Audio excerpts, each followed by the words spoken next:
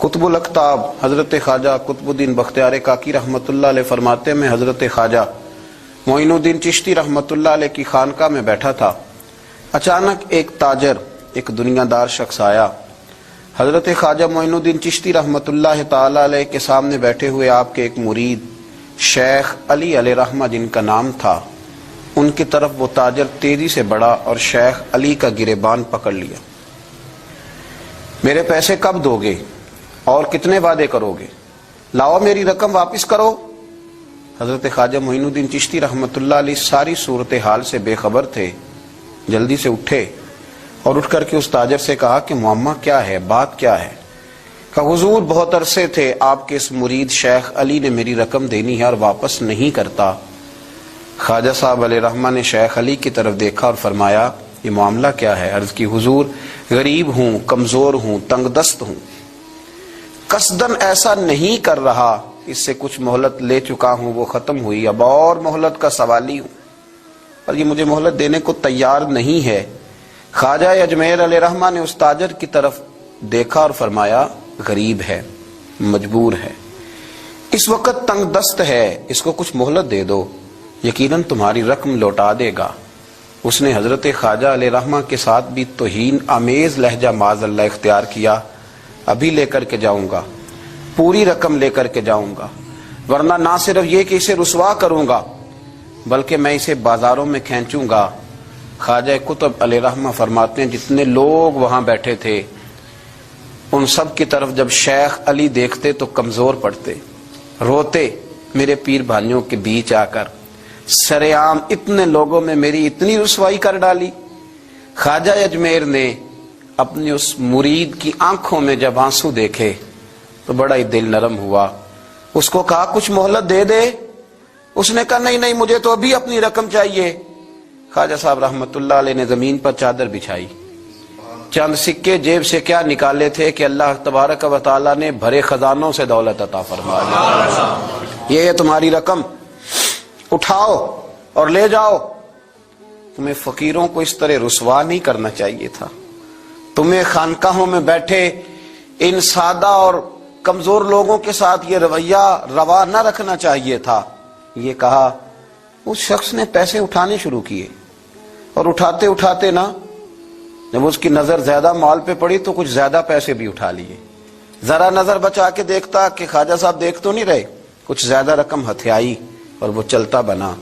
حضرت خواجہ علیہ رحمہ نے شیخ علی کو تھپکی دی، فرمایا اللہ نے تمہاری عزت رکھی، پر ایک بات میری یاد رکھنا، جب بھی بھروسہ کرنے کو دل ہوا، جب بھی کسی طرف سہارا ڈھونڈنے کا دل ہوا تو یا خدا کی طرف دیکھنا یا محمد مصطفیٰ کی طرف دیکھنا صلی اللہ علیہ وسلم۔ یہ کیا درویشوں کا کیا کام کہ وہ دنیا داروں سے پیسے لے اور دنیا داروں کے ساتھ معاملات کرے، تمہاری یہ روش اچھی نہیں، لیکن اللہ نے تمہارا وقار رکھا۔ خواجہ قطب کہتے ہیں وہ بات تو ختم ہو گئی، لیکن شیخ علی کے چہرے پر کئی دنوں تک افسردگی رہی۔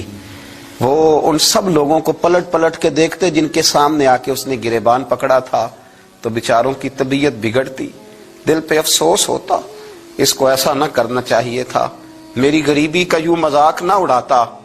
کہتے ہیں چند ہفتے گزرے تو اس تاجر کو ہم نے دوبارہ خواجہ صاحب کی خانقاہ میں داخل ہوتے دیکھا، لیکن اب کہ وہ بڑا ہی پریشان آیا، اب کہ وہ بڑا ہی افسردہ آیا، اب کہ وہ آیا تو ہانپتا کامتا تڑپتا آیا، چادر بڑی ساری اوڑھ رکھی ہے، آتے ہی حضرت خواجہ کی خدمت میں بیٹھا، تڑپ کے رونے لگا، کہنے لگا اجمیر کے بادشاہ بھول گیا تھا، معافی ہو سکتی ہے، غلطی ہو گئی تھی، درگزر کا سوالی بن کے آیا ہوں۔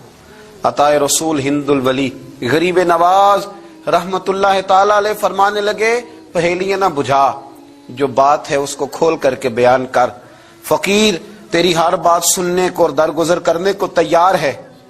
اس نے اپنا ہاتھ چادر کی اوٹ سے نکالا تو کہنے لگا حضور خشک ہو گیا ہے، اٹھتا ہی نہیں، حضور تکلیف میں ہوں، آزمائش میں ہوں۔ ہوا دراصل یہ تھا کہ میں نے نا وہ میں نے سکے اٹھاتے اٹھاتے نا آپ سے نظر بچا کے کچھ زیادہ اٹھا لیے تھے، تو آپ کی ناجائز دولت، میں نے آپ کی دولت کو ناجائز حاصل کر لیا تھا، تو حضور اس سبب سے میرا ہاتھ چھال ہو گیا, مجھے اتنے لینے چاہیے تھے جتنے میرے بنتے تھے, میں نے ناجائز پیسے لے لیے. خواجہ اجمیر فرمانے لگے دنیا دار ہے تو ابھی تک دنیا داری میں ہی اڑا ہوا ہے, تو دنیا دار ہے تو ابھی تک تیرا خیال سکوں میں, پیسوں میں, دھیلوں اور اشرفیوں میں اڑا ہوا ہے. فرمانے لگے مجھے پتا تھا تو زیادہ اٹھا رہا ہے, لیکن فقیر کے پاس جو خزانے ہیں وہ اس کے ذاتی نہیں, وہ رب کریم کے دیے ہوئے ہیں. اللہ کے خزانوں میں سے کوئی لے گیا تو لے گیا, لیکن تو یہ کیا سمجھتا ہے کہ زیادہ سکے اٹھانے کی وجہ سے تیرا ہاتھ چھال ہوا ہے؟ یہ اس لیے تیرا ہاتھ خشک ہو گیا ہے کہ تو نے ایک فقیر اور درویش کو بھرے مجمع کے اندر رسوا کر ڈالا تھا.